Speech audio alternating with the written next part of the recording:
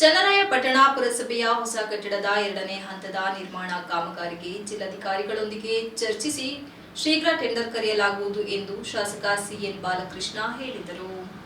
ಪಟ್ಟಣದ ನವೋದಯ ವೃತ್ತದಲ್ಲಿ ಎಸ್ಇಪಿ ಯೋಜನೆಯಡಿ 3.25 ಕೋಟಿ ರು ವೆಚ್ಚದಲ್ಲಿ ನಿರ್ಮಾಣಗೊಳ್ಳುತ್ತಿರುವ ಪುರಸಭೆಯ ಹೊಸ ಕಟ್ಟಡದ ನಿರ್ಮಾಣ ಕಾಮಗಾರಿಯನ್ನು ವೀಕ್ಷಿಸಿ ಮಾತನಾಡಿದರು. ಎಸ್ಇಪಿ ವತಿಯಿಂದ 80 ಲಕ್ಷ ರು ಮಾತ್ರ ಬಿಡುಗಡೆಯಾಗಿದ್ದು 2.45 ಕೋಟಿ ರು ಬರಬೇಕಿದೆ. ಆದರೆ ಈಗಾಗಲೇ 80% ಕಾಮಗಾರಿ ಪೂರ್ಣಗೊಂಡಿದ್ದು ಇನ್ನು 20 ದಿನಗಳಲ್ಲಿ ಪೂರ್ಣಗೊಳ್ಳಲಿದೆ ಎಂದರು.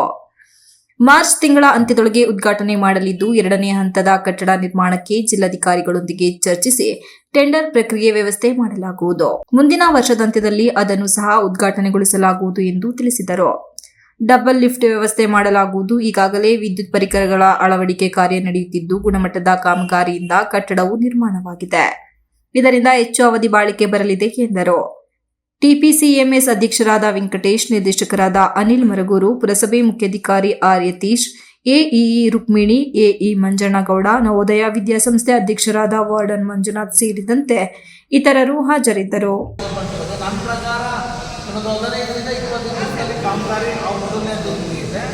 ಈಗ ನಮ್ಮ ಮುಖ್ಯಾಧಿಕಾರಿ ಕೂಡ ಇಲ್ಲೇ ಇದ್ದಾರೆ.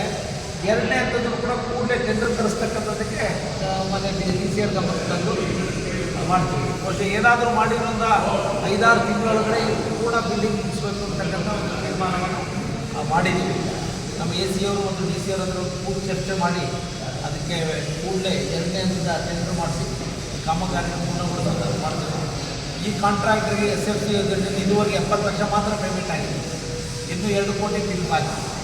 ಇದು ಬಹುತೇಕ ನನ್ನ ಪ್ರಕಾರ 90% ವರ್ಕಿಂಗ್ ಕಂಪ್ಲೀಟ್ ಆಗಿದೆ. ಇದು 10% ಇದೆ.